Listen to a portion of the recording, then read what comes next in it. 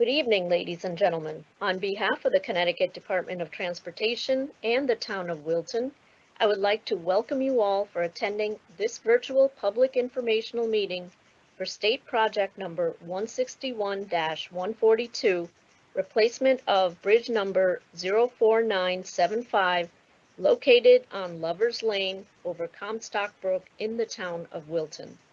My name is Preeti Bardwaj, and I am the department's project manager assigned to this project. My team and I are working together with Frank Smariglio, Assistant Public Works Director for the Town of Wilton, because this is a town-owned bridge, and the design that we will be presenting this evening for this bridge is in full partnership with the Town of Wilton. I will now explain how you will be able to interact with the project team. There are three means of how you will be able to communicate. The first is by email, which is dotproject0161-0142@ct.gov, and I will spell that out. It's DOTEROJECT 0161-0142@ct.gov. You can also phone in by telephone. The number is 860-944-1111. Again, 860-944-1111. Or you can also communicate by chat on the MS Teams live event chat.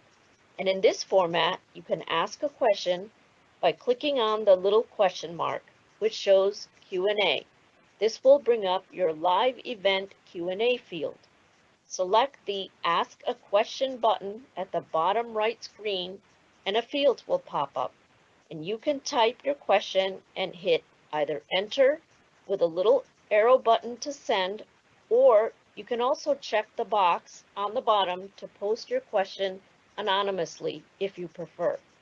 There will be a slight delay, but eventually your question will appear in the featured section with all other questions that are asked tonight.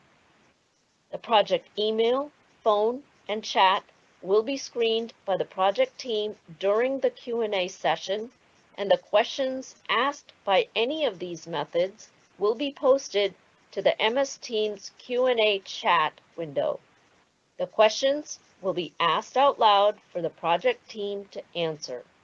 You can ask questions at any time during the presentation, but we will answer these questions during the live Q&A session that follows. We also have the project webpage link, where the recording of tonight's entire presentation, including the Q&A session, will be stored. The web page will also contain the same information that I have previously explained on how to provide comments and ask questions. And that project web page is portal.ct.gov/DOT Wilton 161-142. And I will spell that out. portal.ct.gov/DOT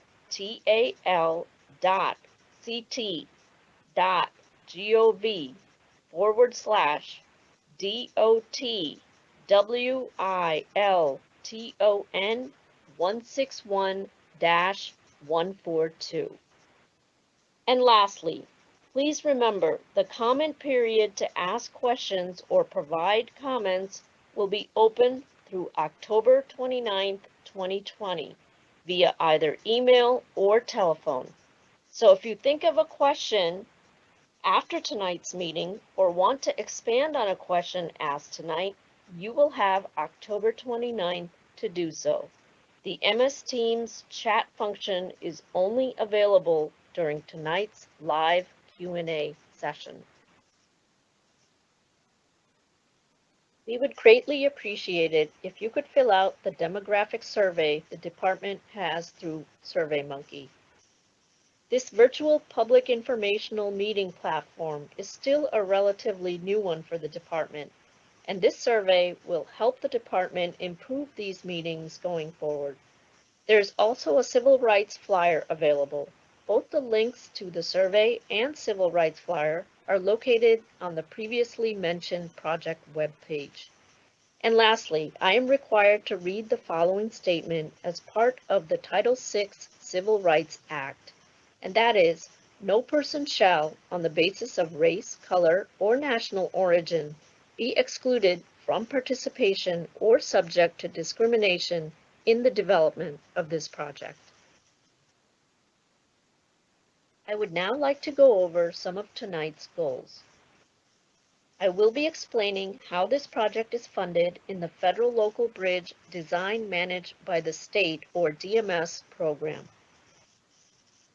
We will be having welcoming remarks by Mr. Frank Smariglio, Assistant Public Works Director for the town of Wilton. I will then introduce the project design team. That includes the department's front office leadership, the department's bridge consultant design team, and the consultant liaison engineer design team. The consultant liaison engineers will then give a technical presentation of the design, which will include background of the project, condition of the existing structure, purpose and need for the project, and recommend viable design proposals, which has been completed to around 30%. As part of the department's public outreach program, it is at this point we reach out to you, while it is still early in the design process, to receive any comments and concerns, and also to answer any questions. We will also have a representative from the department's right-of-way office to explain the rights-of-way process. And lastly, we will have a live question and answer session.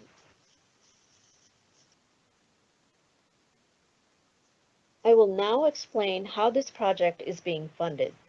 This bridge is a town-owned bridge and is being funded under the department's Federal Local Bridge Program. Traditionally in this program, the town selects a designer, and because federal funds are involved, the department provides administrative oversight because the department is considered to be stewards of those federal funds. The funding is traditionally 80% federal and 20% town for the design, rights-of-way, and construction phases of the project. However, this project is going to be funded under the department's newly launched DMS, or Design Managed by the State program. In this program, it will be the department who will be performing the design on behalf of the municipality, utilizing our consultant liaison engineers, who are CHA, or Clough Harbor Associates, on this project. CHA has completed the 30% preliminary design and will be presenting you 2 viable alternates for this project. And one of those alternates, the selected alternate, will be brought to final design completion by one of our pre-selected task-based designers. In addition, the design phase only will now be funded with 80% federal and 20% state funds, so the entire design phase is at 0 cost to the town of Wilton. Although the 30% preliminary design was performed by the department, it was in full partnership and coordination with the town of Wilton. We held several meetings with the town and diligently worked together to incorporate most of the town's comments and concerns. And now we are reaching out to you, the community, to also weigh in. The initiative behind the DMS program was to expedite design delivery for municipal projects. The DMS program uses a streamlined design approach where we are able to utilize full departmental resources and are able to internally perform design tasks concurrently rather than linearly. In this program, we are able to cut down the typical design time by a half and bring these projects to construction quicker, which is enabling the department's goal to keep our town bridges in a perennial state of good repair. Also, the department is able to offer expertise on accelerated bridge construction techniques, or ABC, which are routinely used on state projects. And now that knowledge will be available on town projects. ABC techniques are also being employed on the Lovers Lane Bridge. The department is pleased to be able to offer this program to the town of Wilton. The DMS program is spending your municipal and state tax dollars efficiently and effectively, and at the same time fostering great working relationships with our municipal partners. And with that, I'll now hand it over to Mr. Frank Smariglio, Assistant Public Works Director for the town of Wilton. Hi, my name is Frank Smariglio. I am the Town Engineer and Assistant Director of Public Works for Wilton. I want to thank everyone for joining. I wanted to give you a little background on Wilton's bridges and a brief description of how it translates into prioritizing the bridge on Lovers Lane. There are 27 bridges in Wilton that fall into two categories. One category are bridges that are over 20 feet in length, and the second category are bridges that are between 6 and 20 feet in length. The bridges that are over 20 feet in length are generally inspected by the state DOT every 2 years. The bridges that are between 6 and 20 feet in length are generally inspected approximately once every 10 years by the state. These reports are given to the town as an initial starting point for the towns to formulate a master plan. The bridge repairs are prioritized, and Lovers Lane is one of the bridges on top of the list. With all the bridges and the various works needed on each, the town has to take advantage of state and federal grant programs to accomplish the work needed on all the bridges. So for Lovers Lane Bridge, this qualified and was approved for what's called Federal Local Bridge Program. In this program, the federal government pays 80% of design and construction, and the town pays for 20% of construction. This grant is monitored by the state of Connecticut DOT. The state of Connecticut also provides a supplemental program award for this bridge, where they are partnering with the town to complete the design process. This program includes the state paying for the remaining 20% of the design costs. The towns are able to utilize their in-house engineers and on-call consultants to navigate this project through the different design concepts, different permit requirements, and the final design. I look forward to hearing everyone's input, as it's very valuable for the town of Wilton. Thank you. Thank you, Frank. I would now like to introduce the project team. I am Preeti Bardwaj, the project manager shown in the center. To my left are the department's front office leadership, which includes Mr. Bart Sweeney, Division Chief of Bridges, and Mr. Robbie Barakat, Principal Engineer. To my right are Mr. Mark Burns, Project Engineer, and Mr. Dennis McDonald from the department's Rights of Way. The consultant liaison engineers who have brought this project to 30% design completion are Clough Harbor Associates, and from CHA we have Mr. Anand Shazadri, Project Manager, and Mr. Tom Lapata, Senior Design Engineer. So, ladies and gentlemen, we are finally ready to present our technical portion of the presentation, and you will be hearing a lot of bridge lingo throughout the presentation. Therefore, I am about to give you a 2-minute crash course on some of the structural elements on a bridge and the numerical condition rating system assigned on a bridge. On the diagram shown, the deck is the riding surface of a bridge. The parapets, or sometimes bridges can also have an open rail system, helps prevent errant vehicles from going off the bridge. The beams, or the girders, are the supporting structural elements on the bridge and are designed to support vehicular loads and the self-weight of the bridge and any environmental loads such as wind, seismic, etc. The parapets, the deck, and the beams are what is known as the superstructure on a bridge. The abutments and the wing walls are the end supports on the bridge, and piers if there are any, are the intermediate supports. The abutments, the wing walls, and the piers, if there are any, make up what is known as the substructure of a bridge. The substructure not only supports the superstructure, but also helps in transmitting loads from the superstructure down to the bridge foundations. All state bridges and town bridges over 20 feet in length are inspected every 2 years by the department's Bridge Safety and Evaluation Unit and are assigned a condition rating on its major elements on a scale of 1 through 9, with 9 being excellent condition and 1 being imminent failure condition.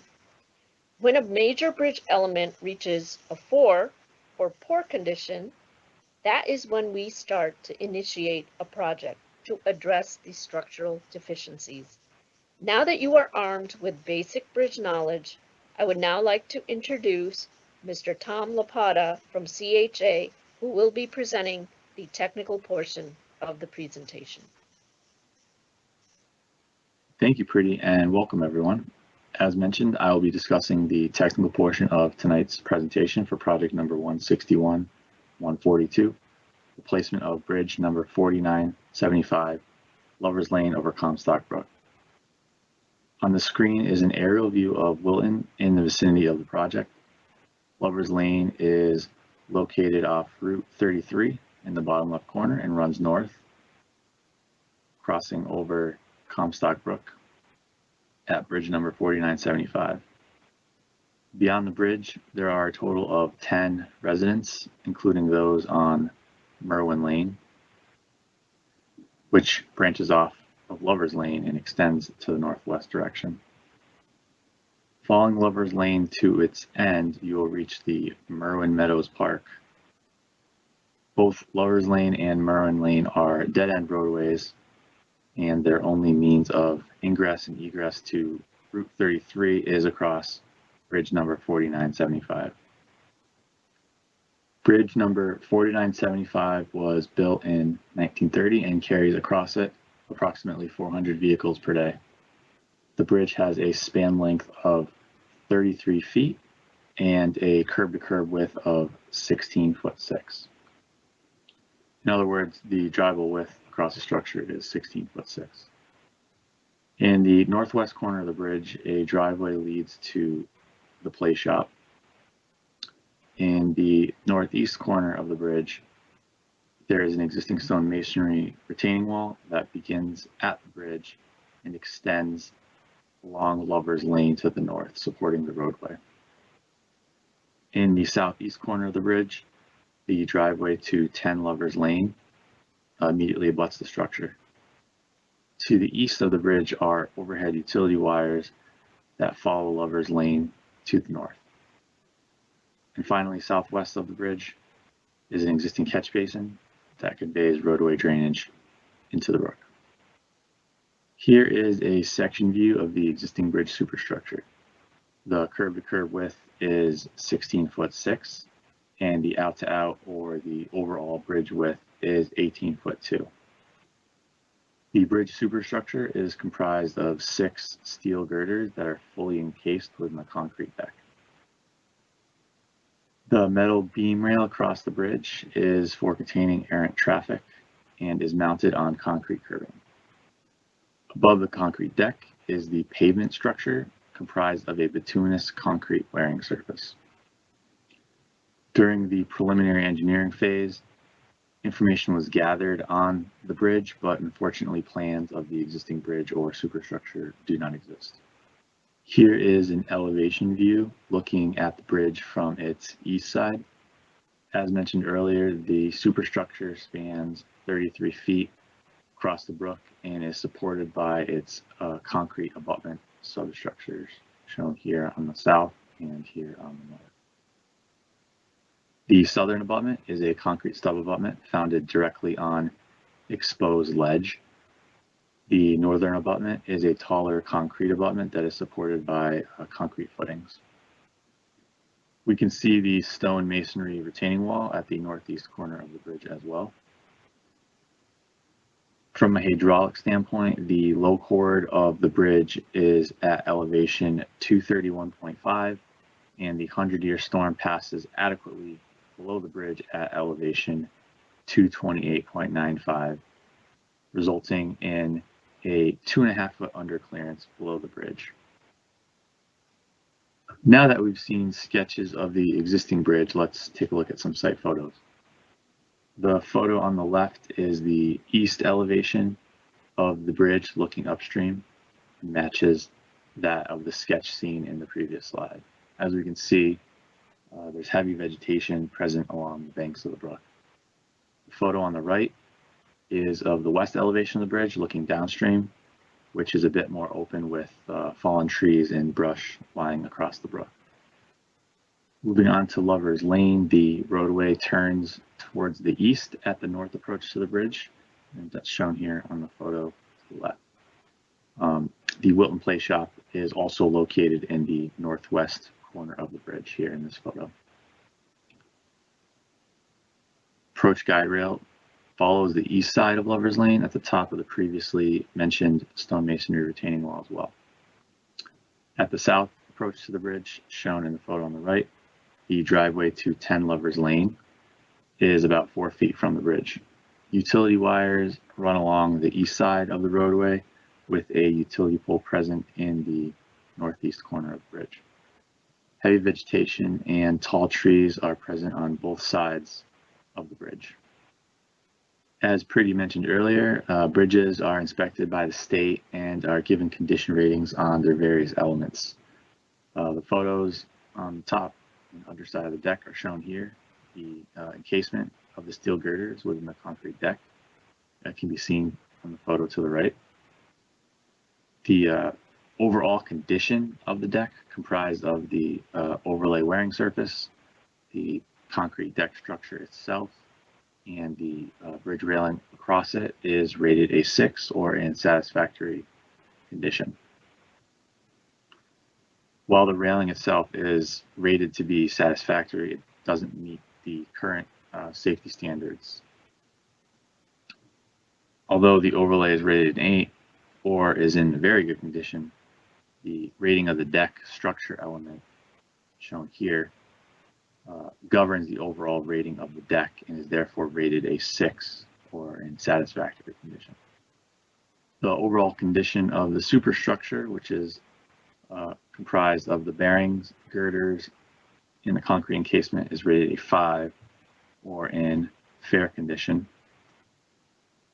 And this rating is governed by that of the girders, which are rated a 5. The concrete encasement shown on the left and on the right of the girders makes it difficult to adequately assess the condition of the steel girders. However, there's visible deterioration of the steel here, which has caused the concrete encasement to spall off, showing the rusted steel underneath it. Moving below the bridge to the substructure, the overall rating, which consists of the abutments, the footings, the wing walls, and scour, is rated a 4. As mentioned before, the south stub abutment is founded directly on exposed ledge, as shown in the photo on the left, while the north abutment is much taller and supported by a footing below the water line. Below the footing, there is a shadow, which indicates a scoured area or a void below the abutment. The deficiencies that result in the overall substructure rating of a 4 are primarily due to the condition of the north abutment, which exhibits concrete spalling, voids, and efflorescence at the water line of the brook. The stone masonry retaining wall, also shown in the photo on the bottom right, has missing mortar and voids throughout due to missing stones. More importantly, though, the scour below the north abutment footing has resulted in this bridge being classified as scour critical, as noted by the serious rating of 3 in the table below. If a bridge is classified as scour critical, it essentially means that it has high susceptibility for the substructure to be undermined by the erosion of the fill material below it due to the flowing water course. Moving on to the condition of the upstream and downstream channel, the overall condition is rated a 6 in satisfactory condition with no noteworthy deficiencies. On the upstream side, the existing debris across the stream is anticipated to remain in place per request of CTDEP, and that's in order to provide coverage for existing fish and aquatic populations in the brook.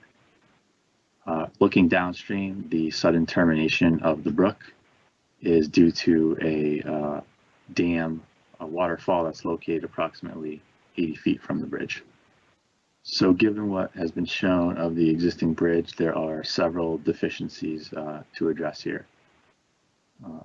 First off, the bridge was built in 1930, so it is over 90 years old and well beyond its intended service life.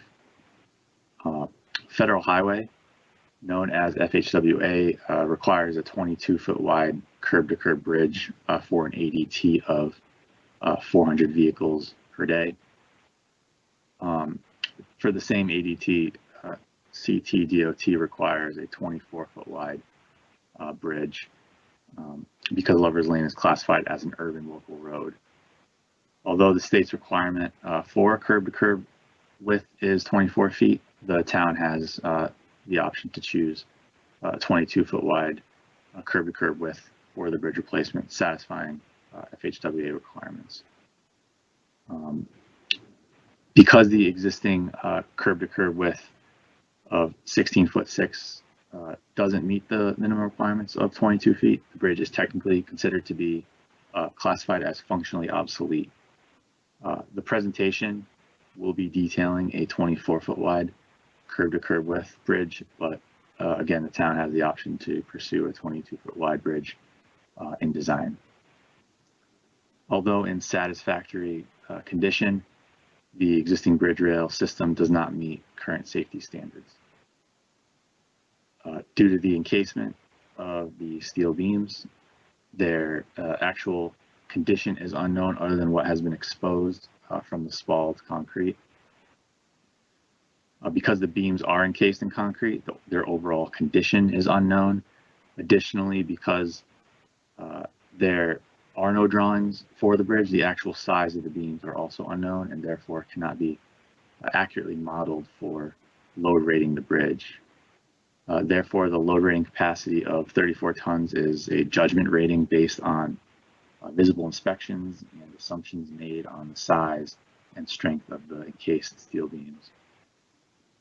The abutments, particularly the north, is in poor condition due to the deteriorated concrete and would require extensive repairs to address. And lastly, the scour beneath the abutment results in the bridge being classified as scour critical. Therefore, with all that said, a bridge replacement is the only means to correct all of these deficiencies. So with a full bridge replacement, the new bridge would correct all the current structural deficiencies and also eliminate the functional obsolete classification by having a minimum curvature width of at least 22 feet. The new bridge rail or parapets would be crash tested and would meet the current required safety standards as well. The new bridge will also be able to carry current design and legal traffic loads. Additionally, the new bridge would improve hydraulics by raising the low chord of the girders. In order to construct the new bridge and match the existing roadway to the new widened structure, full depth roadway reconstruction will be required. And with that roadway reconstruction, existing drainage structures will be upgraded and new ones will be added to improve the ability for the road to shed water under rainfall events. So during the preliminary engineering phase, various bridge types were investigated for the replacement. However, given the site constraints, the most appropriate bridge type consisted of a pre-stressed concrete deck unit superstructure that is supported by cast-in-place concrete abutments founded directly on bedrock. Alternates 1A and 1B consist of the same bridge, the only difference between them being their means of constructing and handling resident traffic. So alternate 1A consists of installing a temporary bridge across the brook east of the existing bridge, and alternate 1B consists of staging construction across the existing bridge. The next few slides will detail the proposed pre-stressed concrete deck unit bridge in section plan and elevation views. Starting with alternate 1A, shown here is a section view of the proposed bridge superstructure. As we can see, the bridge has been widened to accommodate a 24-foot curb-to-curb width, consisting of two 10-foot lanes and two 2-foot shoulders. The travelway over the bridge is protected by an open metal bridge rail system that's mounted directly onto concrete curbing. As mentioned before, the superstructure is comprised of 7 precast concrete deck units that are linked together with a 6-inch concrete deck that is paved over with a bituminous concrete wearing surface.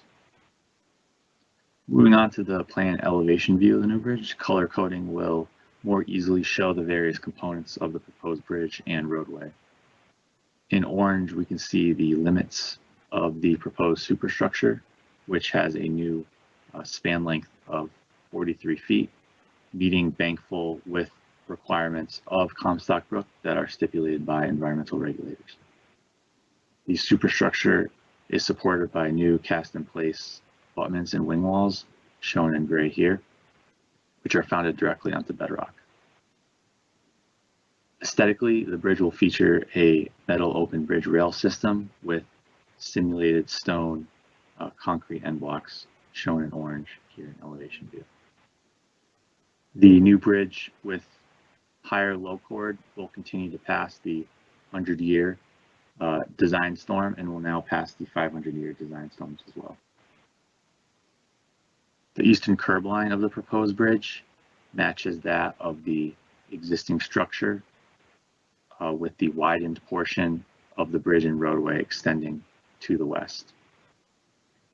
The widened bridge and roadway, shown in yellow, extend onto private property and beyond the town's right-of-way line, which is shown as the dashed red line across the roadway.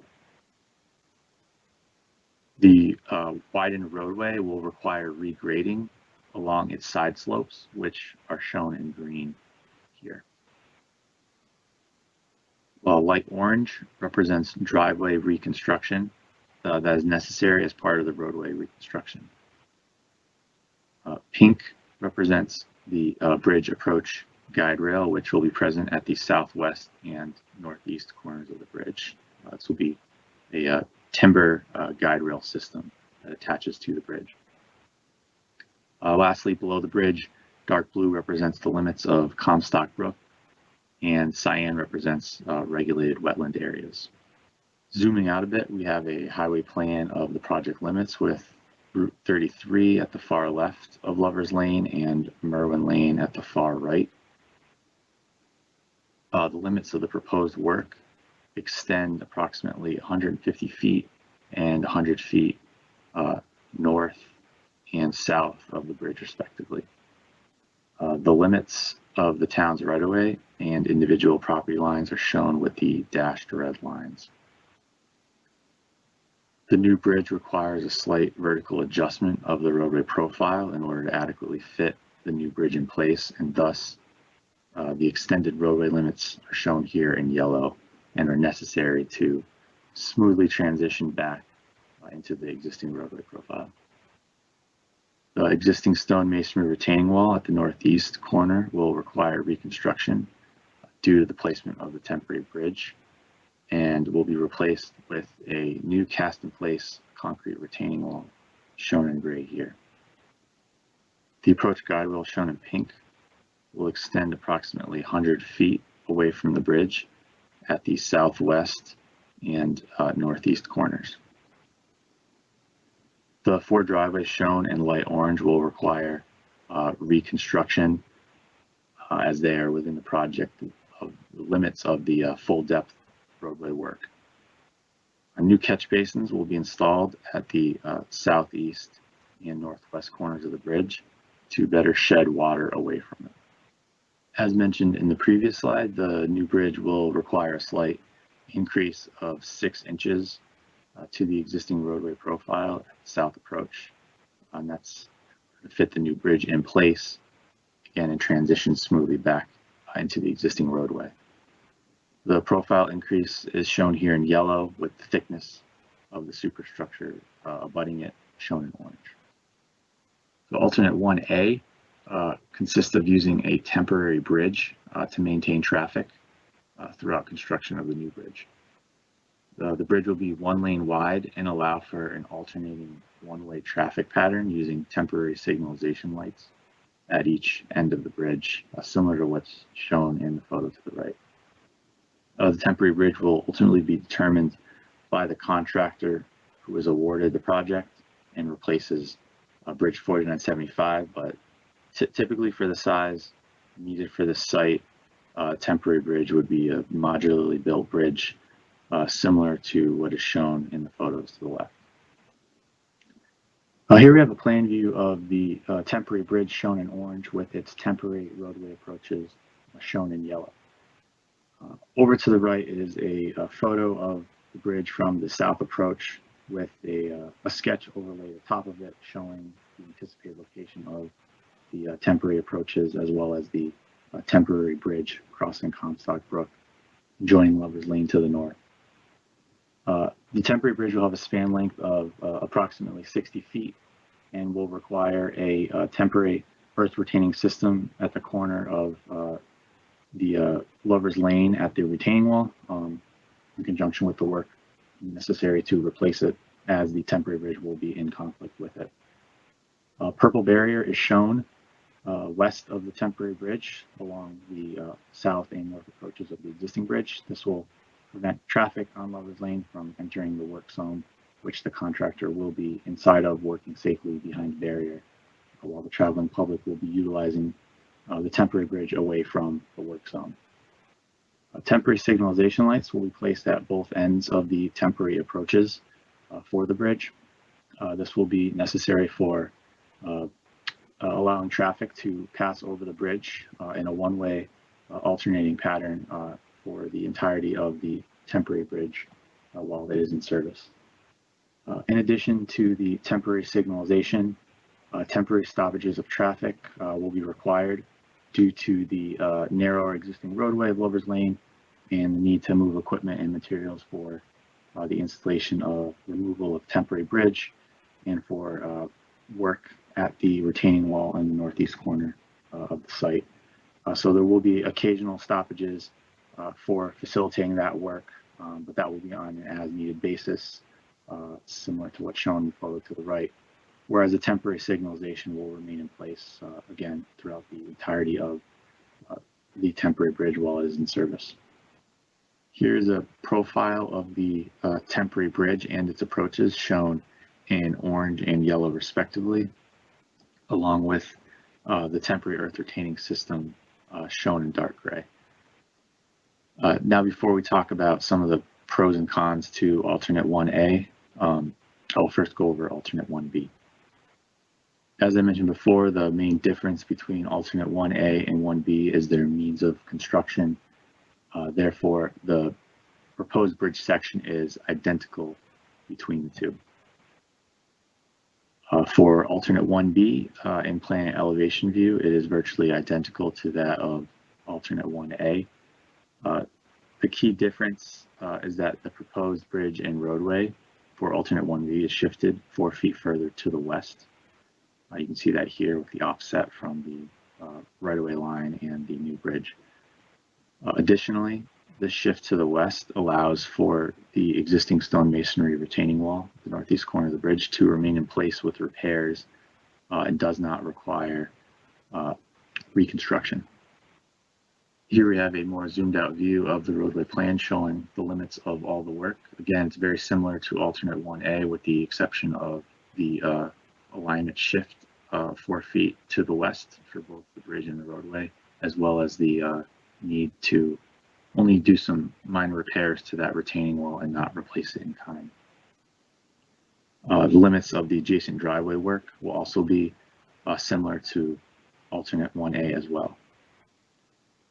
Due to that alignment shift to the west, the proposed roadway profile is slightly increased compared to alternate 1A, which results in slightly more grading shown in green here at the south approach to the bridge.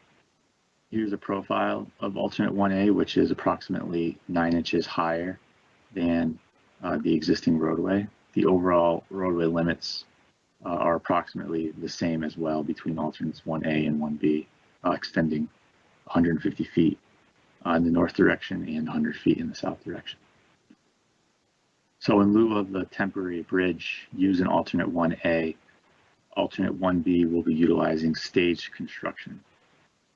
The existing cross-section, shown in the top left, is oriented looking to the north direction of Lover's Lane and represents the bridge in its current configuration as hatched in gray. In stage 1, the temporary barrier curb shown in purple will be placed across the existing bridge, establishing a one-way alternating traffic pattern that uses temporary signalization at each approach to the bridge. A portion of the existing bridge shown in brown will be demolished. The western portion of the new bridge will then be constructed. In stage 2, a temporary barrier will then be installed on the newly constructed western portion of the bridge, and traffic will be shifted accordingly. The remaining eastern portion of the bridge will be demolished. The eastern portion of the new bridge will be then constructed and joined with the section built under stage 1, resulting in the final stage cross-section. As you can see in stage 2, the stage construction results in the eastern curb line of the bridge shifting 4 feet further west. And the reason for this is this shift is required due to the narrow width of the existing bridge and the minimum width that needs to be maintained for a single lane of traffic and a temporary barrier curb during the staging. Here's a plan view of stage 1, indicating a one-way traffic alternating pattern on the eastern portion of the existing bridge. A temporary barrier provides room for the contractor to demo the existing and construct the proposed western portion of the bridge and its approaches. However, space is limited behind the barrier shown in purple here at both the north and south sides of the bridge. Similar to alternate 1A, temporary signalization lights will be placed at both ends of the existing bridge approaches in order to allow for traffic to pass over the existing bridge in one lane in an alternating one-way pattern. Also similar to alternate 1A, there will be temporary stoppages of traffic as required due to the narrow roadway width of Lover's Lane and the need to move equipment and materials into the work zone and behind the barrier throughout construction. These temporary stoppages will be much more frequent than those in alternate 1A and will occur throughout the duration of construction. Leading up to stage 2, the newly portioned bridge and roadway will be constructed with traffic now on the west side of the bridge over the new bridge shown in orange and over the new roadway approaches shown in yellow. Again, the temporary barrier curb shown in purple will provide room for the contractor to demo the existing bridge and construct the proposed eastern portion of the bridge and its approaches. However, space remains limited behind this barrier at the bridge approaches. And again, temporary stoppages will be required in stage 2 in addition to the temporary signalization that will normally be handling traffic. So far we've discussed mostly the technical aspects of the new bridge. Let's take a moment to discuss some of its aesthetics.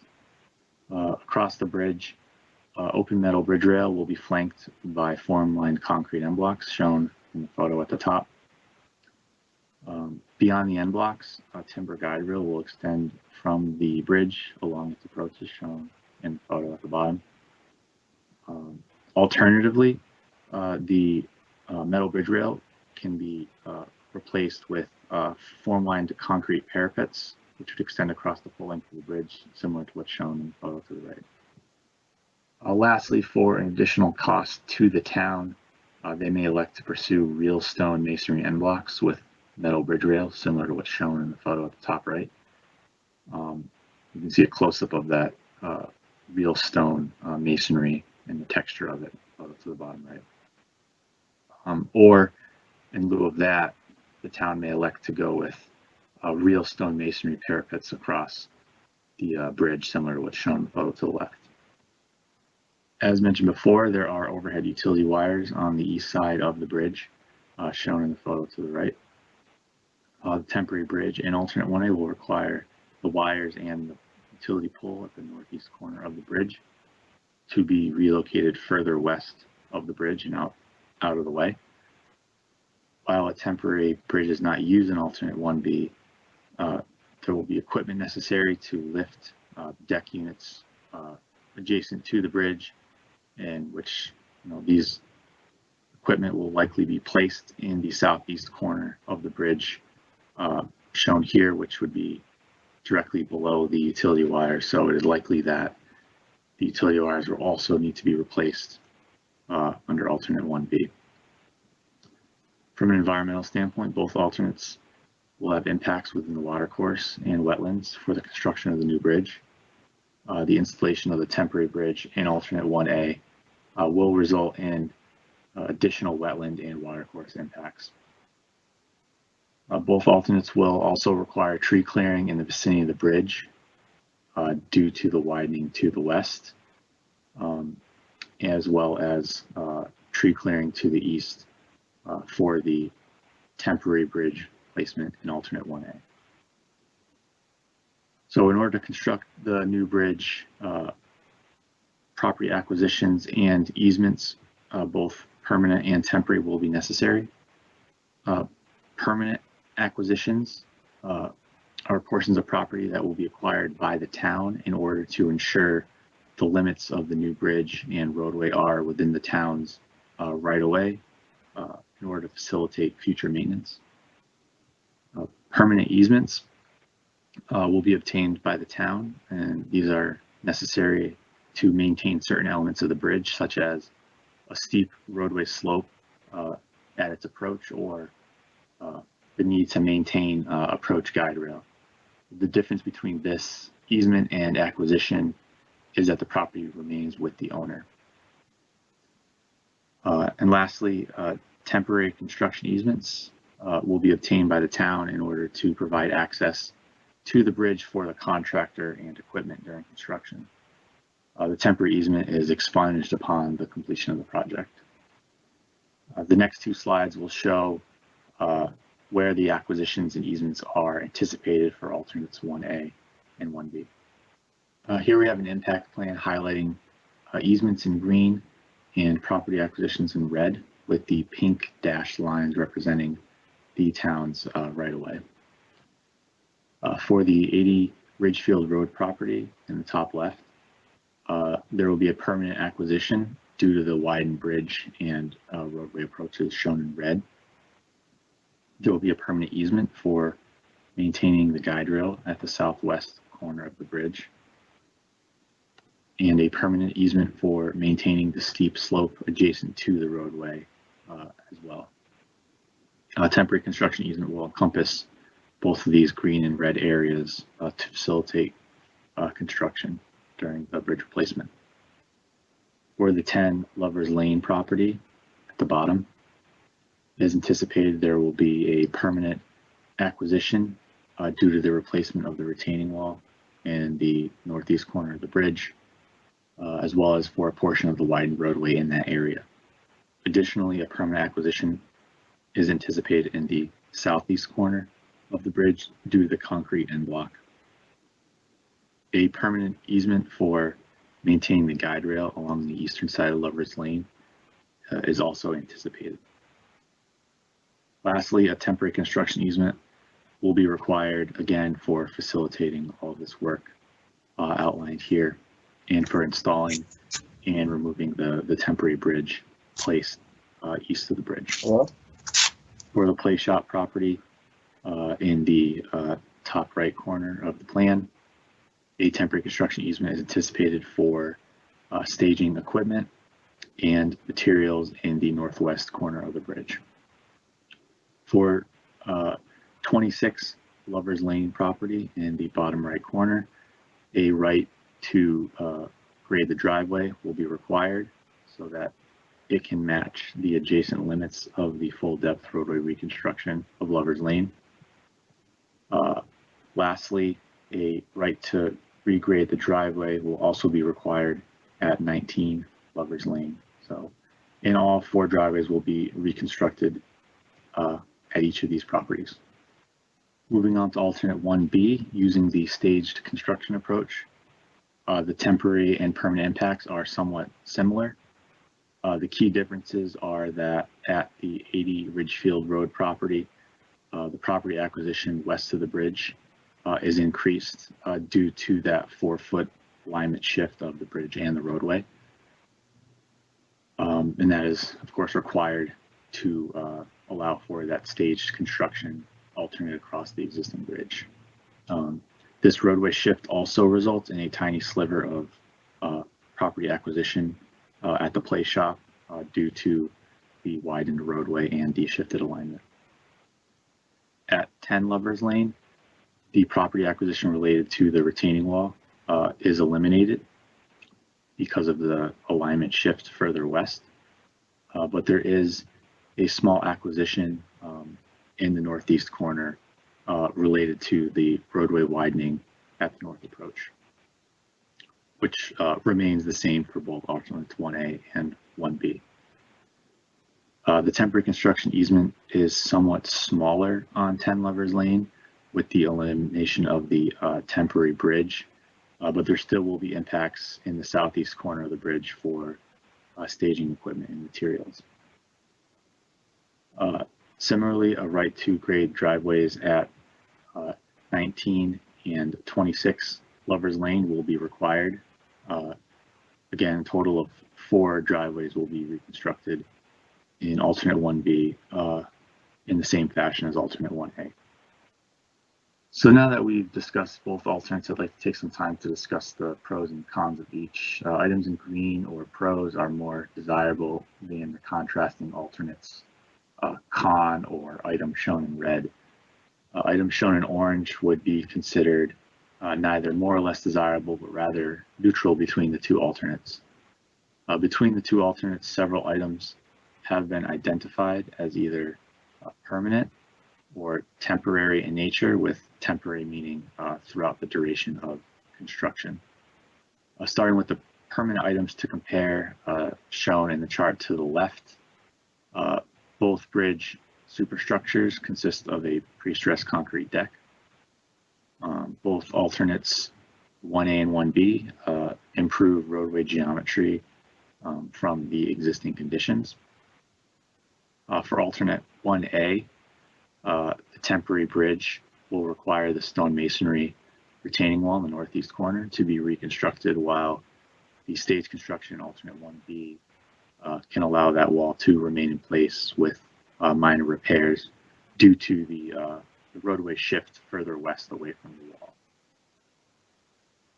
Alternate 1A results in 2 permanent acquisitions, one at 80 Ridgefield Road and one at 10 Lover's Lane, related to the bridge widening and roadway widening and retaining wall work at 80 Ridgefield Road and 10 Lover's Lane respectively, while alternate 1B has an additional permanent acquisition at the play shop property due to the alignment shift of alternate 1B. If you remember in the previous slide, there is that tiny sliver of property at the play shop that now is located within the shifted roadway.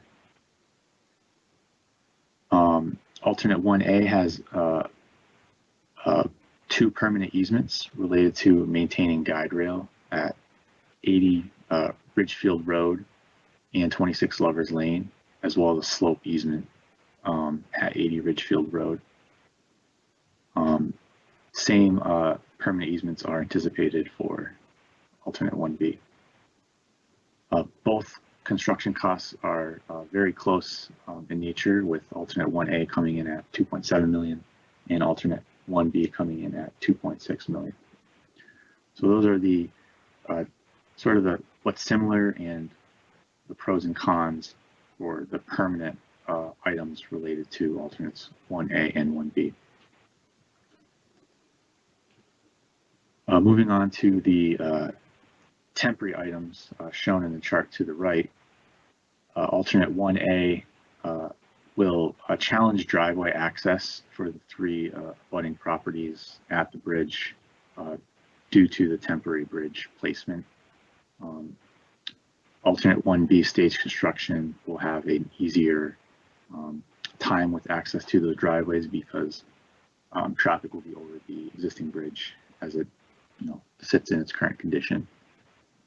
The windy approaches to the temporary bridge in alternate 1A are less desirable to navigate, again, than over the existing structure as traffic currently flows today and will flow over the bridge in alternate 1B using the stage construction.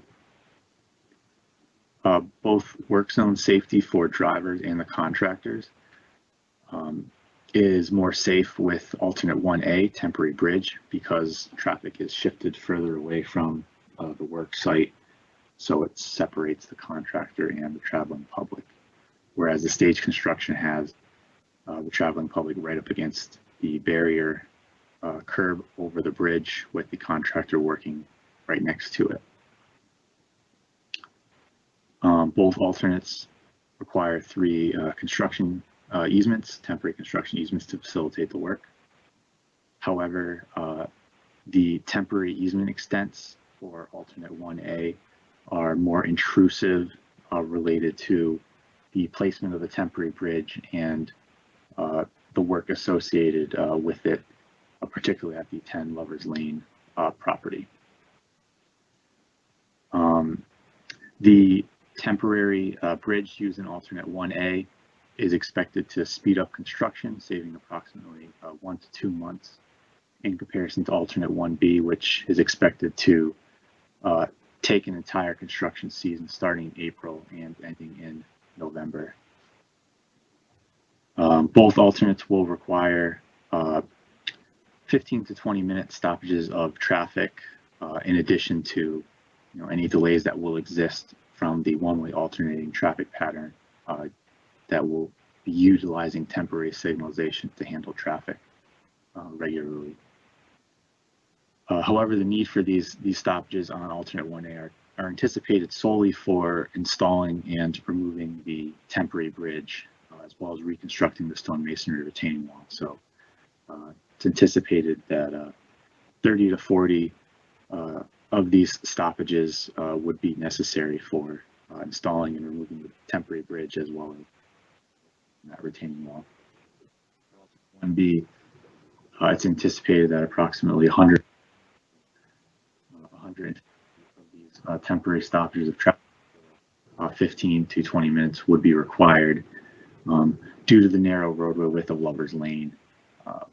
Although the number of these temporary stoppages is very high in comparison to alternate 1A, 150 average out to approximately 1 stoppage per day during the 8-month construction duration. However, it should be noted that certain construction activities will not require these stoppages, so it's likely they come in spurts rather than averaging 1 per day. Lastly, the placement of the temporary bridge in alternate 1A will require the utility wires and poles to be relocated west of the bridge. While it's likely that the wires will need to be relocated under the stage construction alternate, advances into final design will better determine the needs for the contractor's work area and the use of large overhead equipment in relation to these utilities to determine whether or not they need to be relocated. So as you can see here, it's a fairly even balance between the two alternates in terms of both permanent and temporary items, and therefore a clear favorite is not apparent. However, we encourage you to actually provide your questions, comments to us during and after the presentation. So after all the comments have been received from the public during and following this presentation, the town will gather them for consideration and ultimately conclude in selecting the alternate or the bridge replacement. So before I wrap up my portion of this presentation, I wanted to provide a brief overview of the anticipated costs and schedules. Currently, the project is expected to begin construction in the spring of 2023 and finish in the fall of 2023 under one construction season. The anticipated construction costs of the two alternates are outlined here, with 80% federally funded and 20% being covered by the town. Please note that costs and schedule are preliminary and subject to change. With that said, thank you for listening. And at this time, I'd like to hand things over to Dennis McDonald of the Rights-of-Way Unit. Good evening, everyone. My name is Dennis McDonald, and I'm a representative from the Connecticut Department of Transportation Division of Rights-of-Way. I'm here tonight to provide a brief overview of the right-of-way process. Please note, the town of Wilton has asked DOT to take the lead in terms of right-of-way activities for this project. The DOT will work in concert with the town of Wilton and Frank Sermiglio to successfully accomplish project goals. That being said, let's talk about the right-of-way process. So the function of the Division of Rights-of-Way is to acquire all property and property rights necessary for the project. This is done in accordance with Connecticut General Statute Section 13A73, 13A98E, as well as the Uniform Relocation Assistance and Real Property Acquisition Policies Act of 1970 as amended. Now, as you just saw, there are a couple options for the design here, but typical property impacts include partial acquisitions, easements, and various other rights. Of course, this is subject to change as the design progresses. Once property impacts have been determined, each impacted property owner will receive a letter of intent to acquire, along with a property acquisition map. The letter essentially initiates the right-of-way process, and the map provides a detailed breakdown of the specific property impacts. Soon after the letter and map are received, a valuation process will take place, and once a value has been established, each impacted property owner will receive a written offer of compensation. Property owners will be given time to consider the offer and negotiate should they wish. If an agreement is reached, an acceptance document is signed and a closing will take place at a later date. If an agreement cannot be reached for whatever reason, the state will utilize its power of eminent domain and acquire the property rights through the condemnation process. Now, I understand this has a negative connotation, but many times this is done to keep a project on schedule. If the state does elect to pursue eminent domain, the original offer is deposited in the court system available for withdrawal, and property owners can continue negotiations or file a formal appeal for a reassessment of damages through the court system. Please note, all appeals must be filed within 6 months from the date in which the state files for eminent domain. And that's essentially the right-of-way process in a nutshell. Thank you for your time tonight. Thank you, Dennis. And that, ladies and gentlemen, concludes our technical portion of the presentation. I would like to thank everyone on my design team and everyone behind the scenes who helped put this live event together. We are going to leave the Q&A session information on the screen for your benefit, and we will be answering any questions that came in during the presentation and answer any questions that will come in during this live Q&A session. As stated earlier in the technical portion, we are going to be presenting 2 viable design alternatives. And based on your input this evening, the town will select one design alternative for us to progress to final design. Once again, we would like to remind everyone to please visit the project website to participate in the survey pertaining to tonight's event, or ask additional questions, or view project plans and information. For those of you listening in on the telephone, the project website is again portal.ct.gov/DOT Wilton 161-142. So with that, we are now going to start the live question and answer session. We will take as many questions as we can. Feel free to use that chat feature or call in by telephone. The number is again 860-944-1111, or by email. The address is again dot.0161-0142@ct.gov. Again, the comment period is open until October 29th. Okay, ladies and gentlemen, it looks like we have a bunch of questions this evening. Thank you very much for those of you that are participating with us tonight, and we look forward to having more questions come in. So I am going to read the first question that we have received, and that question is, has a formal traffic survey completed? I would like if CHA, if one of you, either Anand or Tom, can please take this question. Hi, this is Anand from CHA. So we have not completed a formal traffic survey for this project. And unfortunately, the reason for that is because of the COVID situation that we are in, we are likely to get a skewed result. But that said, there are two important components or results that come out of a traffic survey.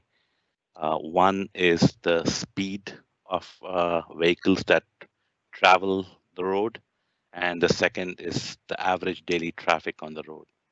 And for both of those parameters, our design has adequately accounted for that. With respect to the speed issue, our project accounts for the fact that vehicles up to 30 miles per hour of speed can easily navigate through the roadway, and that is 5 miles per hour more than a typical 25 mile per hour speed limit. The second, relative to the average daily traffic on the bridge, even though we have not done a formal survey currently, there is information available with the department based on previous survey and projecting the traffic to current year. The average daily traffic is estimated to be approximately 400 vehicles. Now, how does that vehicle count impact our roadway design? Where it comes into the play, as Tom had mentioned in one of the slides, is that the roadway width on the bridge is directly related to the traffic count on the bridge. The fact, what federal highway guidelines require us is if the vehicular count on a daily basis is 400 or less, the minimum roadway width on the bridge needs to be 20 feet. However, if it is 401 vehicles up to 1,000 vehicles a day, then the minimum width per federal highway guidelines is 22 feet. And as we showed you in our presentation, our design accommodates a 24-foot wide roadway, which covers the traffic. And should the town also later on decide to go with a 22-foot roadway, that would also be fine, satisfying FHWA guidelines. Okay. Thank you very much, Anand. We have another question. When is construction anticipated to start? CHA, can you please take that question? Tom. Sure, thank you, Pretty. So this is Tom from CHA.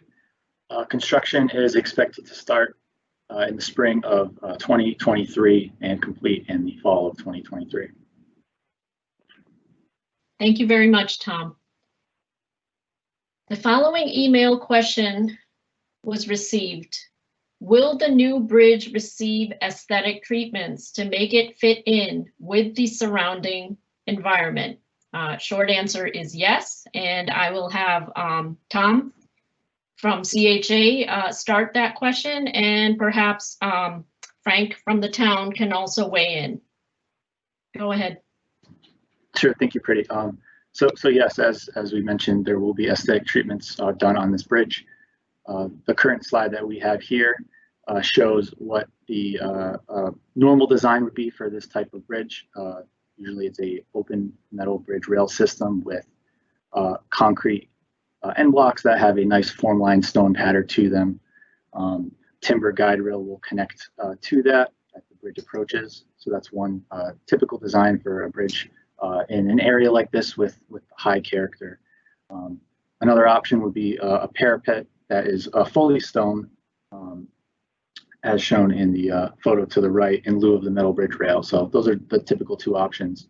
And then the third option, which comes at an additional cost to the town, would be to actually use real stone masonry parapets, as shown in the photo on the left. And just to add to what Tom mentioned, some of these aesthetic treatments, like for example, the color of the bridge rail, the type of stone masonry, that will all be selected by the town, and so they will have an input on that. So this is Frank Smirglio from the town of Wilton. One of the things that we're looking to come out of this meeting is to get input from residents as to the type of end walls, the type of parapet walls, and then our intentions are to take that information, have discussions with the Architectural Review Board, and get their input as well as the Historic Commission, so that between the input from residents and then input from the different commissions, then we're looking to take that information and proceed to final design. Okay, thank you very much, Frank. We have another question. How long is construction anticipated to take with stage construction versus the temporary bridge? Can I have CHA take that question, please? Sure, Pretty. This is Tom again. I can answer that. Let me just pull up the slide here real quick. That compares the two.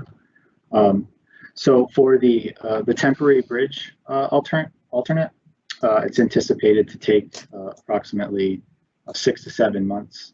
And with the stage construction alternate, it's anticipated to take approximately 8 months. So 8 months is a typical construction season for a project from April 1st to November 30th. So with the stage construction, we're looking at a full season.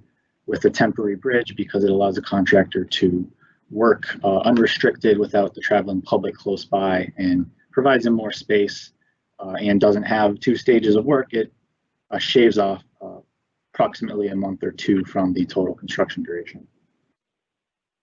Okay, thank you, Tom. We have another question. Can you explain what variables underpin FHWA curb-to-curb limits and provide a link to ADT and FHWA guidelines relevant to curb-to-curb minimums? CHA, can you please take that question? Sure. Are we able to share the table that has that information so that I can just explain that?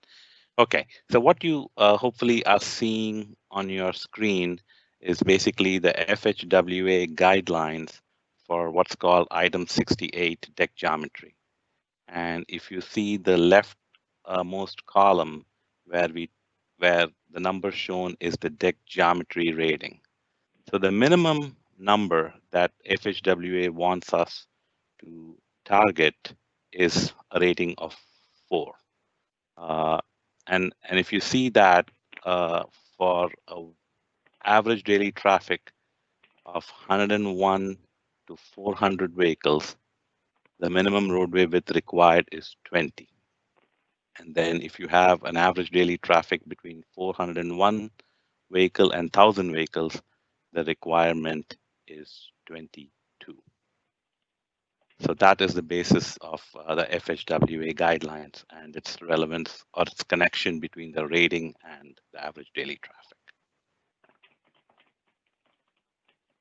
Okay, thanks, Anand. And I think we can also send this person a link to this table as they requested as well, correct? Yes, we can do We that. can, I don't know if we can do it right in the chat box when we reply, or we can definitely reach out to them later if they send us an email. And we can send it through email as well. Or we can forward it to Frank and Correct. Okay, as long as it's addressed somehow. Thank you. Another question, has the town secured the necessary funding for the bridge replacement?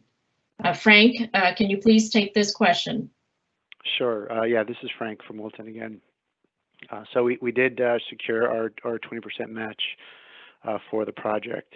And obviously, as we move design forward, we will keep evaluating the estimate for the project so that we can still just make sure we're all within budget for what we secured and also for what the grant award is.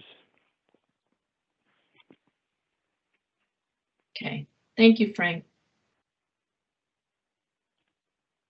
Another question. The following phone question was received. What is a temporary construction easement and permanent easement, and why is it needed for this project? So can we start maybe with Dennis from Rights Away? He can explain and follow it up with CHA, showing where the temporary easements and permanent easements are needed. Thanks, Preeti. This is Dennis from DOT Rights Away. So a permanent easement is essentially a right to use land, or in this case, private property for a specific purpose. Property owner still owns the land, and the state will purchase the specific property rights. The easement is recorded on the land records and will run with the land. A typical permanent easement is a slope easement, which would allow us to establish and maintain a slope for the support or safety of the road or bridge. A construction easement, on the other hand, is again a right to use the land, but is specific to the construction activities. The easement is recorded on the land records, but is again temporary in nature and is extinguished upon completion of the project. Okay, thanks, Dennis. Thank you, Dennis. Yeah, go ahead, Tom. Yep, and this is Tom again from CHA. So I'll discuss a little bit more specific as to how those easements and acquisitions pertain to this project here. Let me just pull the impact plan slide. So for alternative 1A, we are anticipating 2 permanent acquisitions, 2 permanent easements, and 3 temporary construction easements. And for alternative 1B, stage construction, it's essentially the same with an additional permanent easement. So quickly going to the plan view showing where these 2 easements are. The areas in red are the permanent easements, and those are required because we are widening the roadway, and the bridge and the roadway need to be on town property. So the easement will, or the permanent acquisition will account for that. The areas in green will be a easement, the guide rail easement, where the pointer is currently located, will allow the town to go out and maintain and fix the guide rail, even though it is on private property. So it's not an acquisition per se, where a area of land is taken by the town. It's still the property owner's land, but the town can go in there and make repairs to that guide rail should it become damaged. Additionally, Dennis mentioned a slope easement. So if you look at this little green triangle here, that represents a fairly steep slope along the roadway and near the bridge itself. And so what a slope easement basically does is prevents the property owner from removing that slope, because it is supporting the roadway, if that slope were to be removed, then it could jeopardize the structural integrity of the road itself. So the slope easement states that the owner can't excavate out any of that soil that would potentially jeopardize the roadway. But it is not a permanent take of that land. It is still in ownership by the current property owner. And then lastly, the rights. There are a few rights that are needed for driveway regrading. So what that means is that the contractor, when doing the roadway work, will regrade any of these 4 abutting property owners' driveways, as the height of the road may vary slightly than it currently does. And so there is no permanent slope easement required for that, because it's a small grade. The driveway is very shallow, and if the property owner wanted to go and redo their driveway and change its grade and slope, it's not jeopardizing the structural integrity of the roadway. So therefore, a right in this case is something that the contractor will do, but the property owner can go ahead and make modifications to that down the road at their own. So that's kind of the difference between those 3 as it pertains to this project. And then real brief talking about the differences between the 2.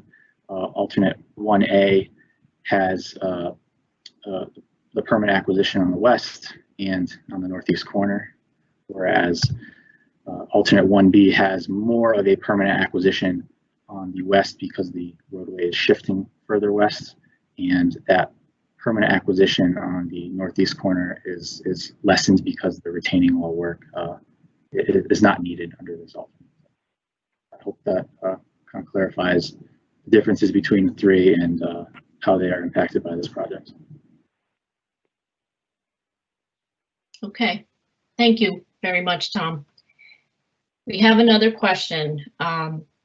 The question is there an option to have a sidewalk / bike lane across the bridge? And I can start with the answer on that question, and probably have the town weigh in as well. So currently, there is no plan to put a sidewalk or a bike lane across the bridge. And the reason for that is that currently the bridge does not have either. If it did, obviously we would have done that here. Secondly, we could put a sidewalk if the town has future plans in the works to do so, to have connectivity on the approach roadways. So if we knew that was in the works by the town, we could also probably put in sidewalks. But at the same time, if we do put in sidewalks, you will have a wider bridge. So just pointing that out. So Frank, can you let us know what the town's plans are, if there are any, in terms of future sidewalks? Yeah, as of right now, there are no plans for future sidewalks. There's the retaining wall as you cross over the bridge going towards Merwin Meadows. There's the big wall on the right there, so trying to put sidewalks going down to Merwin Meadows is very difficult. So that I'm not aware of any future plans for sidewalks. And then again, I know that the width of the bridge will be a sensitive issue, and adding sidewalks now will only make the bridge another 5 feet wider, and will only make it 5 feet wider. So that may be just an issue in itself if we make it wider now for plans down the road that as of right now don't exist. Okay, thank you, Frank, and I hope that answered that question. Next question. What are going to be the work hours during construction, and is night work anticipated? CHA, can you please take that question? Sure, this is Anand. Generally, the project specifications will call for contractor work hours to be on weekdays, Monday through Friday, means 7:30 a.m. and 4:30 p.m. And no work will be allowed during the weekends unless approved by the town. As far as night work is concerned, we don't anticipate the need for any night work on this project because there is sufficient. There would be sufficient number of calendar days that would be available for the contractor to accomplish the construction with either of the alternates by just working during the day hours. Thank you, Anand. Next question. Will access be maintained at the Playhouse and all other residential properties throughout the construction? CHA, can you please take that question? Sure. Thank you, Priti. This is Tom from CHA. So as far as access goes, access will be maintained for all properties throughout construction, particularly at the Playhouse as well.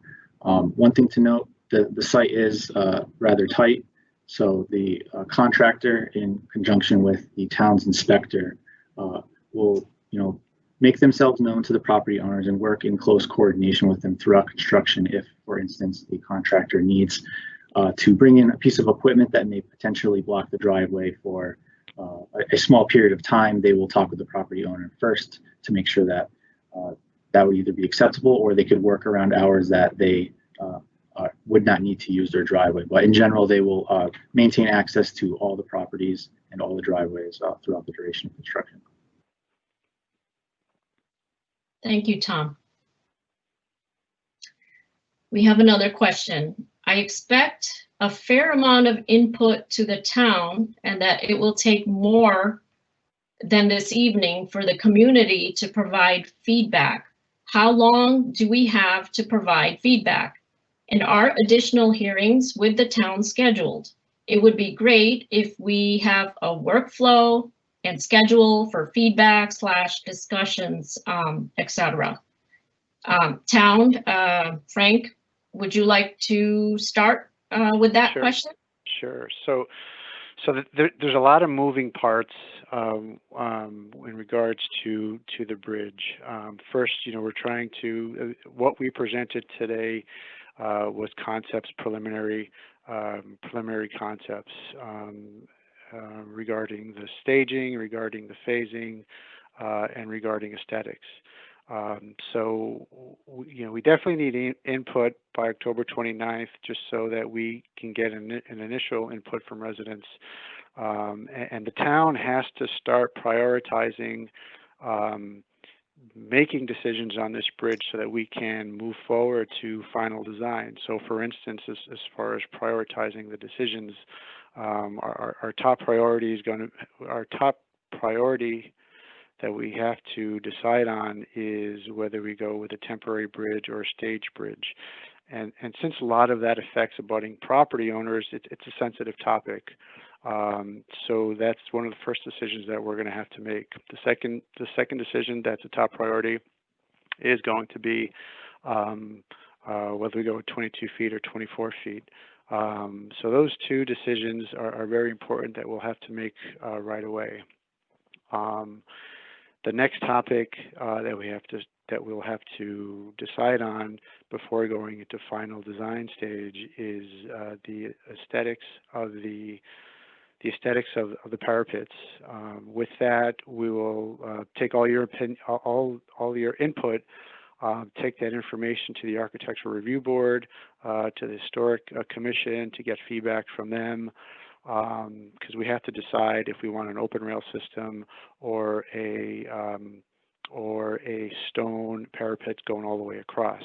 There's financial impacts to that, so that has to be evaluated. And then the later decisions that we have to make is the type of stone, and if it is going to be an open rail type bridge, it's the color of the rail. So again, there's the priority of decisions that we have to make. We do plan on having an active web page on our Department of Public Works website that will share the latest information. And again, my office is here in Wilton, so anyone can call me at any time. Stop in our office. Actually, that would have to be by appointment. So that's our intentions of how we would receive input from residents. Okay, thank you, Frank. We have another question. Question is, there are not 400 vehicles that cross the bridge daily. So I guess that's a statement. And I will have Anand from CHA respond to that question. So as I had mentioned previously, we had not done a formal traffic survey because of the COVID situation. And what we do have is records from past traffic information that's contained in bridge inspection reports with volumes that have been projected for current year, and that indicates 400 vehicles to be the current ADT. And that's how we based our design on. And as you can see in the screen here, with 400 being on the threshold of two different criteria, 20 and 22, just to be conservative, we took the criteria for vehicles between 401 and 1,000. And so 22 foot was the requirement based on that. And this is Frank with the town. Just to add to that, the use of Merwin Meadows really adds traffic flow to that road. That 400 vehicles per day, each trip counts as each trip to Merwin Meadows and then leaving Merwin Meadows really counts as 2 vehicles. And you'd be surprised how fast 400 vehicles adds up. And then the other thing is this year there's definitely limited use of Merwin Meadows because of COVID. So that's why it was difficult to get a true count based on this summer. Okay. Thank you, Anand and Frank. We have another question. Why did we do all this work on designs for a 24-foot width before soliciting feedback if the guidelines only stipulated a 22-inch or 22 feet width based upon an estimate of 400 vehicles per day? So can we start with Anand, and again, Frank, if you also would like to chime in. Hi, this is Anand. So there are actually 2 important things when we design or determine the roadway width. One is that we discussed, or we've been discussing a lot, is the FHWA, the federal requirements, which is based on the average daily traffic. The second criteria that we have not spoken much about is also the Connecticut Department of Transportation's highway design requirements for an urban local road. So Lovers Lane is classified to be an urban local road, and for any new construction, the guidelines for that is a 24-foot wide roadway. But that said, since it's a state requirement, the town does have leeway in not meeting it and just satisfying the FHWA requirements. So we wanted to make sure that when we design something, we were satisfying both the federal and the state requirements. And as I said, the town has the option of selecting something as long as it definitely meets the federal requirements. Secondly, Tom explained to you the 2 stages of construction. One was with the temporary bridge, and the second was with the staging. If hypothetically the town does go with a staging alternate, then if we don't go with a 24-foot wide roadway, the current shift in alignment that we show to be 4 foot will actually be more than 4 foot. Because as you can see in your screen below on the bottom right, with a 24-foot wide roadway, the alignment shift is about 4 feet towards the west. So if we narrow the footprint of the bridge and make it narrower, then that alignment shifts further to the west.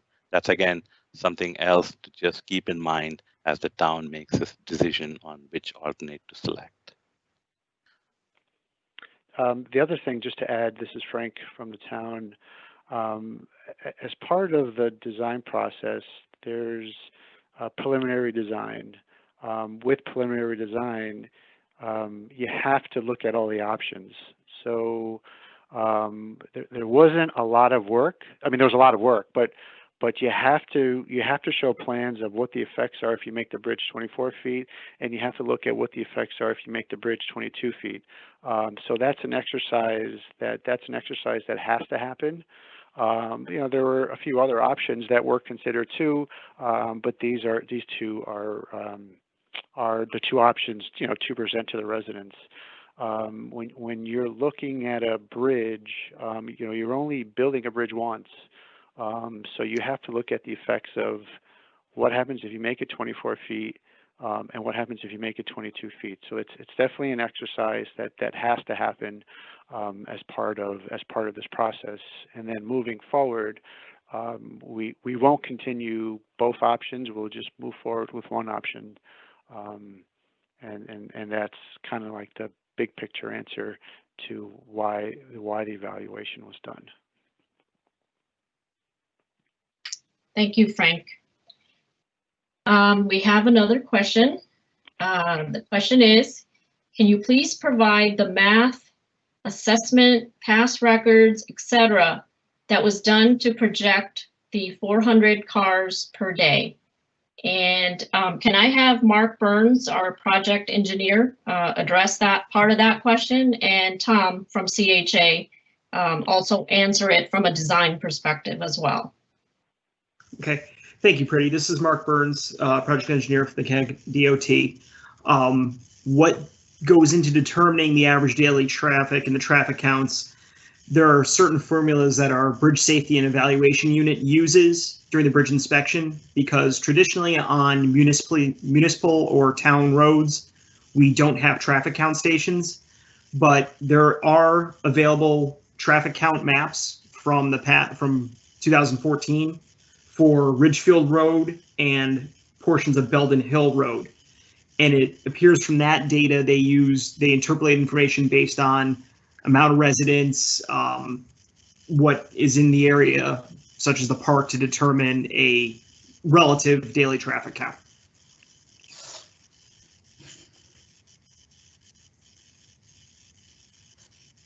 And to add to what Mark stated, this is Tom from CHA, by the way. Based on the bridge safety inspection reports, the average daily traffic is currently listed at 400. But again, as we noted, this is likely an estimate because we don't have counts, and also projections into the future will only result in this number likely to be increasing, especially with the use of the Merwin Meadows Park. So, you know, there's obviously some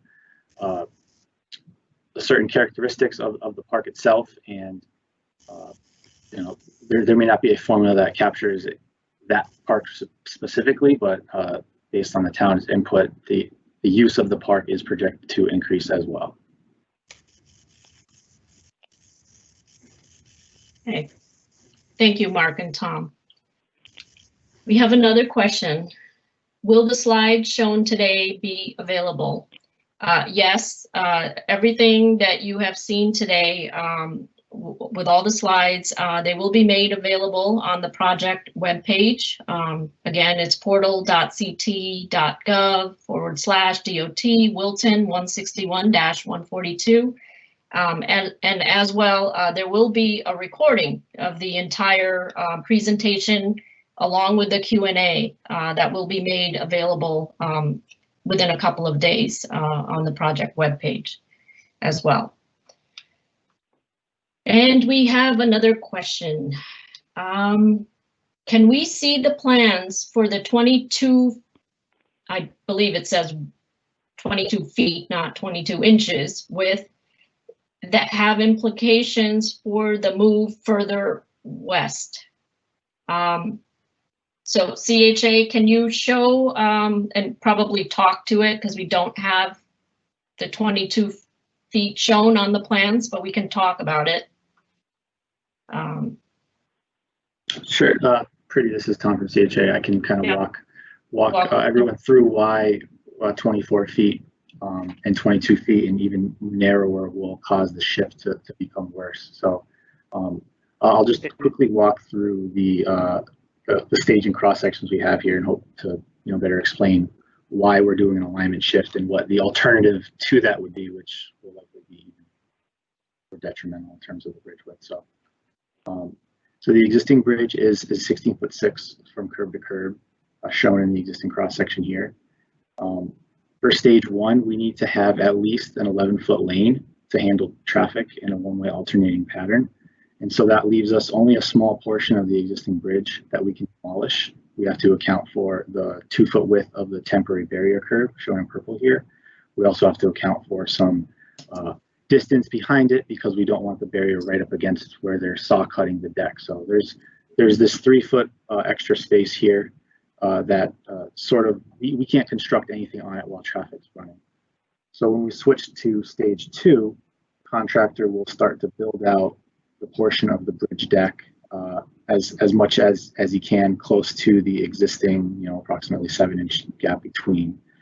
And what is built out has to, again, leave 11 feet for a one-way alternating traffic pattern and 2 feet for that barrier. So those strict requirements in having to maintain an 11-foot lane for the stage construction, it dictates where we need to set this western edge of curb on the new bridge. So if we were to make the new bridge a 20-foot wide bridge, then essentially this curb will need to be shifted further west so that more bridge deck can be built to accommodate the 11-foot lane. And so in plan view, to that, we currently have a 4-foot shift in the roadway with the 24-foot wide curb to curb width. If we were to make it a 22-foot wide bridge, then this shift would be an additional foot further west and additional 2 feet if we were to go with 20 feet.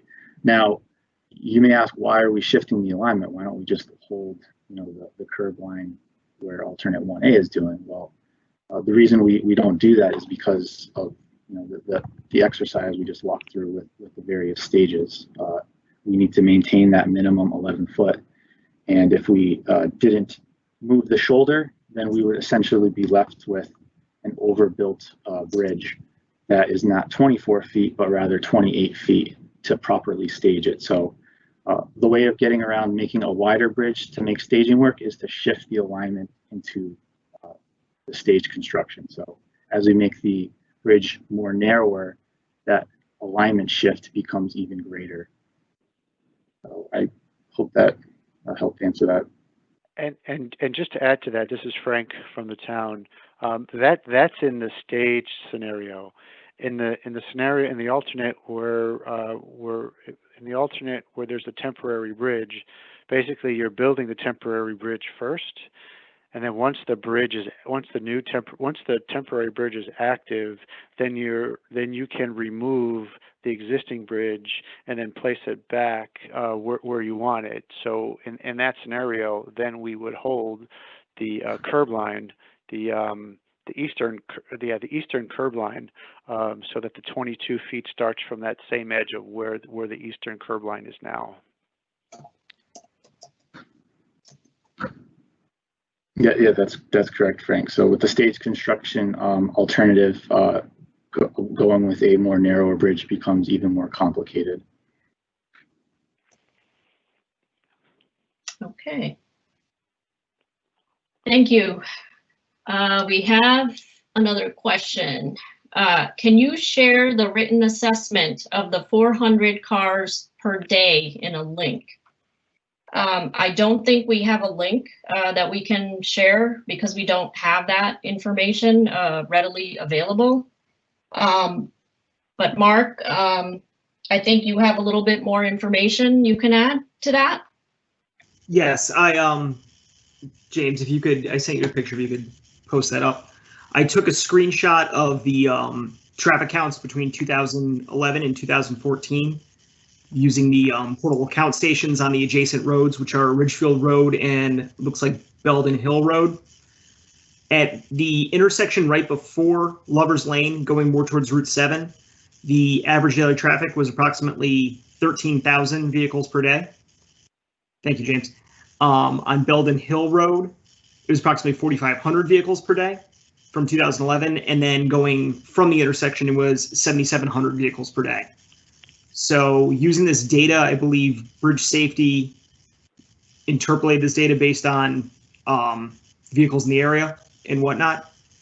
We are available to do a traffic count. However, I should caution too that based on these numbers, if the counts come up higher than 400 vehicles per day, say perchance we hit the 1,000 mark on vehicles per day, we would be forced to go to a wider bridge to satisfy functional obsolescence criteria. And just one other thing to add to that, if the number was 390 vehicles per day, this bridge is going to be here. This bridge is going to be here for a long time. So I don't think I would recommend, finding a survey that shows that the vehicle count is 390 just to get the bridge down to 20 feet wide. I still would strongly recommend 22 feet wide. Thank you, Frank, and that is a very good point. Ladies and gentlemen, I do want to point out that this bridge replacement, this new bridge with proper maintenance is going to last at least 75 years. So you're just talking about this snapshot in time. So you do have to take that into account. And Frank, that's a very, very good point that you brought up. So, ladies and gentlemen, hold on, I think, okay, we have another question. I thought we were wrapping it up. So we have another, I guess, a statement. A traffic survey is essential. Okay, well, thank you for your comment. It is duly noted for the record. And I think that's, oh, well, okay, we have more from the same person who has asked questions about the count. And that question is, I have additional feedback and commentary and don't have any more time this evening for this. Do we send additional commentary to the project email? Yes, I would recommend that you do that. And you're free to contact any one of us if you would like to discuss this further offline. We are available to talk further in detail about it with you. Okay. And another question. How can access to the gravel drive leading to the parking lot in the back of the Wilton Plate Shop be maintained during construction given the two temporary traffic options? Tom from CHA, will you please take that question? Sure. Thank you, Pretty. Thank you for the question. Let me pull up the plan showing the staged alternative. So in stage one, we are anticipating working on the western portion of the existing bridge with traffic going over the eastern portion of the existing bridge in a staged pattern. We obviously need work site, we need room around the existing bridge in order to replace a portion of it in stage one. So the contractor will establish a work zone behind the purple barrier shown here. The way that the barrier is currently laid out is preliminary, but based on the amount of space that we think the contractor would need to adequately have enough equipment and materials in order to work behind the barrier, we believe that the access to the driveway to the back of the play shop would not be impacted.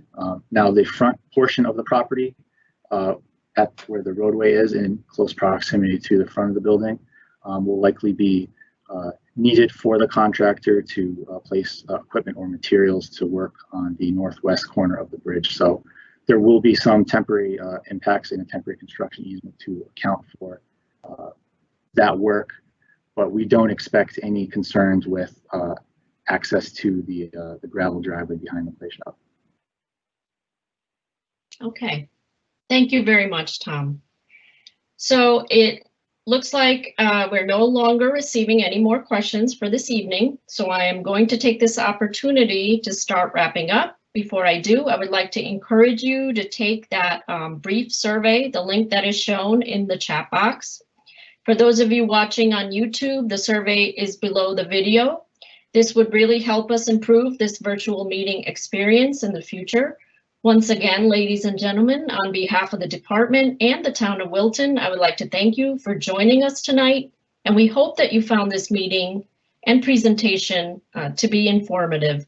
All of us on the design team and the town of Wilton are always available to answer any questions, even outside of the comment period.